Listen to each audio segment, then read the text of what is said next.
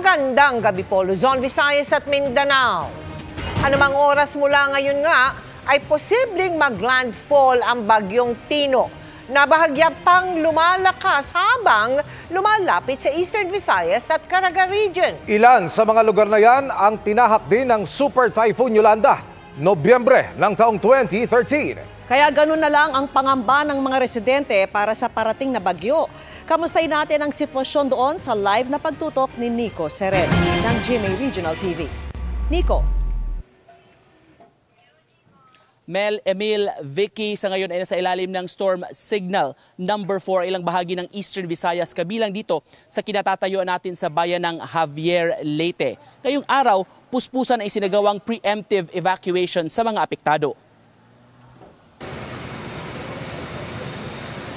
Makulimlim bago tuluyang umulan sa malaking bahagi ng Eastern Visayas, kabilang sa Tacloban City, Leyte. Dahil sa karanasan sa ilang malalakas na bagyo tulad ng Super Typhoon Yolanda noong 2013, may ilang gustong magpakasiguro at lumikas sa mga hotel. Mabilis na napuno ang marami, kabilang itong isang hotel sa north area ng lungsod. Kakulog pa kami namimilinghin hotels kay puro fully book. Fully book? Oo, katapos amat to nakabiling kami didi. So may da pa. Iba nga ni yan na waray mahira magpaka-reserve, so waray na.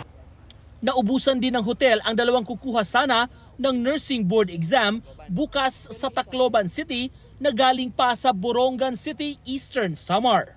Hindi kami nag-expect nga mga puno. Kasi yung ibang hotel hindi naman direct naman mga puno. Hindi nila siguro po maghahanap po kami. Maging sa San Jose Central School sa Tacloban pa rin, tuloy-tuloy ang pagdating ng mga evacuee mula sa kalapit na barangay mula kagabi. Mahigit 30 classroom ang ipinagamit sa mga residente.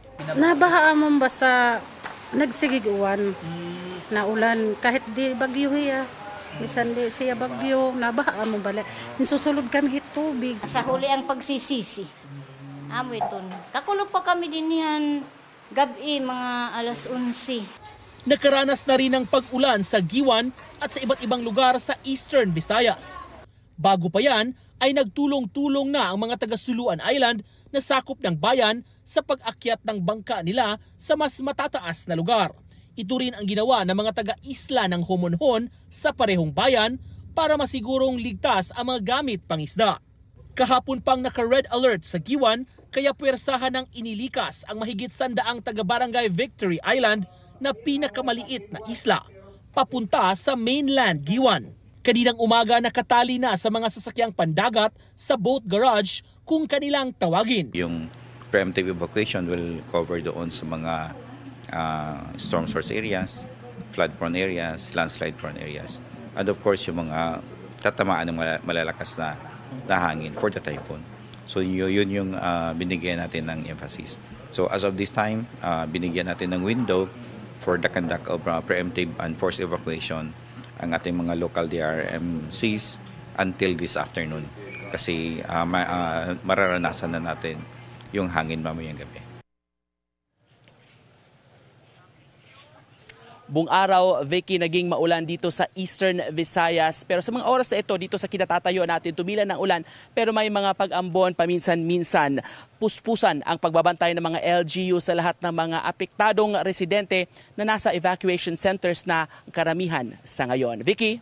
Maraming salamat at ingat kayo, Nico Sereno ng GMA Regional TV.